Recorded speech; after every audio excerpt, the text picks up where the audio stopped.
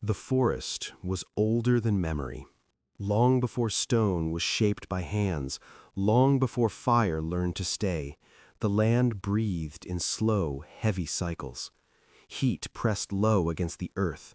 Water stood in the hollows and refused to leave. Trees rose without hurry, their trunks thick and dark, their crowns closing the sky into fragments. This was a world that did not move quickly, because nothing here needed to. Growth was constant. Decay was constant. Life did not advance so much as it accumulated. In this deep age, long before humans would be recognized as such, something human already existed in outline. Small-bodied ancestors moved along the edges of safety, clinging to branches, reading the forest through sound and vibration rather than sight. Their lives were narrow and immediate: hunger, shelter, reproduction, escape. They did not dominate their surroundings, they negotiated with them. Every movement was a question asked of the environment, and every answer carried risk. Below them, the forest floor belonged to another order of life. It was ruled by mass and patience. Waterways slid through the trees, slow and brown, their surfaces broken only by drifting leaves or the soft collapse of mud. In these channels lived a presence that did not rush, did not stalk in bursts of speed, and did not waste effort. Titanoboa moved as the forest itself moved, with certainty and weight. Its body followed the curves of the earth, each coil carrying the heat of the climate and the stored power of muscle. It did not hunt often, because it did not need to. This was not a meeting of equals. It was not a battle sought by either side. It was an overlap, a narrowing of space where two lines of survival briefly crossed. The ancestors of humans had learned to live above the ground. Height was safety. Branches were refuge. The forest canopy became a map of escape routes memorized through repetition and loss. Falling meant death. Silence meant life. Stillness meant being overlooked. But the forest changed, not in moments, but in tendencies. Water levels rose and fell with seasons that stretched longer than a single lifespan. Storms tore gaps into the canopy, forcing movement downward. Fruit ripened in places that demanded descent. Curiosity followed hunger. Hunger followed necessity. Each step toward the ground was weighed against generations of memory, encoded not as thought, but as instinct. Titanoboa did not recognize curiosity. It responded to disturbance. Vibrations passed through mud and water, translating the world into signals of size and direction. The snake did not see its prey as prey. It perceived mass entering its domain. When it moved, the forest adjusted around it. Small animals scattered, water shifted, birds lifted into the air. The snake's presence reorganized space without intent. For the small primate ancestor, the ground was a place of conflicting signals. Food lay there. Danger lived there. The body carried adaptations for climbing, grasping, balancing. It was not made for speed on open ground. Each descent was temporary. Each return to the trees carried relief. But repetition weakens fear. Familiarity softens caution. Over time, the ground became less alien. The pivotal moment did not announce itself. There was no single gesture that marked a turning point. It arrived as a hesitation, a pause at the base of a tree, the delay between sensing movement and committing to retreat, the choice to remain still rather than flee upward immediately. Stillness had worked against aerial predators. It had worked against sudden threats. The forest often rewarded those who did not draw attention. Titanoboa relied on that rule. The water was close. The ground held moisture. The snake lay partially submerged, its body aligned with the curve of the channel. It did not pursue. It waited. Time was irrelevant to it. Its metabolism allowed patience that bordered on permanence. When the vibration came, it did not react instantly. It measured. Weight, direction, frequency.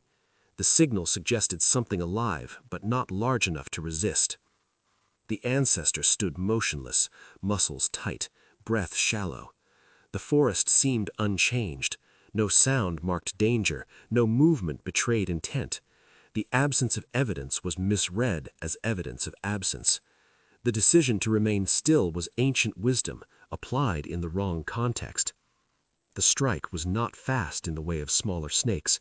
It did not need speed. It needed reach. The body uncoiled with controlled force, the head emerging from water and shadow as a continuation of the ground itself. Contact came before recognition. The world compressed. Pressure replaced air.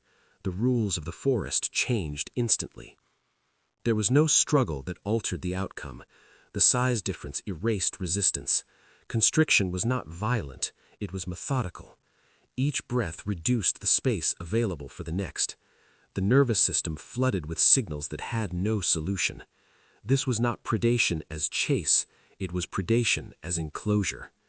For Titanoboa, this was not exceptional. For the lineage that would one day become human, this was data. The loss did not register as grief in any conscious form. There was no ceremony, no awareness of cause beyond the immediate, but patterns persist beyond individuals. Those who descended and did not return left absences that reshaped behavior. The forest floor became associated not only with danger, but with a specific kind of danger, one that did not announce itself, one that did not flee when seen, one that turned stillness into vulnerability. Over generations, the hesitation changed, pauses shortened, stillness lost its universal value, movement became conditional, scanning replaced freezing, the eyes began to play a greater role, attention widened. The ground was no longer negotiated only through instinct, but through observation. Titanoboa did not adapt in response. It did not need to. Its time was already limited by forces beyond any single interaction. Climate would cool, forests would thin, the slow rivers would lose their heat. The snake's immense body required conditions that would not last. But before disappearance, it shaped fear. Fear is not merely avoidance, it is structure. It organizes perception.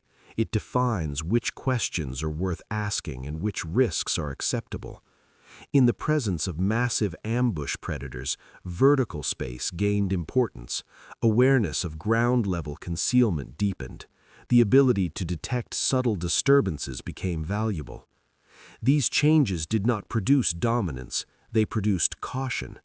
They did not elevate the species above its environment, they bound it more tightly to it. Survival depended on reading landscapes not as neutral backdrops, but as layered threats. As ages passed, Titanoboa vanished without witness. No memory of its form survived as story. No name marked its absence. Yet the behaviors shaped in its presence persisted, refined by other dangers, applied to new predators. The fear remained, abstracted, transferable, ready. When much later hominins stepped fully onto the ground, upright and exposed, they carried with them a deep suspicion of still water, of thick vegetation, of places where sight failed, not because they remembered the snake, but because their bodies did. The deadliest battle was not fought repeatedly. It did not define an era through spectacle. It occurred quietly, infrequently, and decisively. Its outcome was never in doubt. Its influence unfolded slowly, written not in victory, but in avoidance. The forest that once held Titanoboa is gone. Its heat has dispersed. Its rivers have narrowed. The world has turned away from that equilibrium.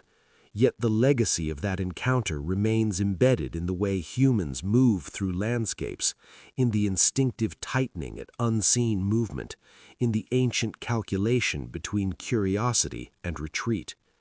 Nothing was conquered. Nothing was avenged. One lineage ended. Another learned without knowing what it had learned. The ground still holds its secrets. Silence still deceives. And some decisions, made once and reinforced over time, echo far longer than any living witness.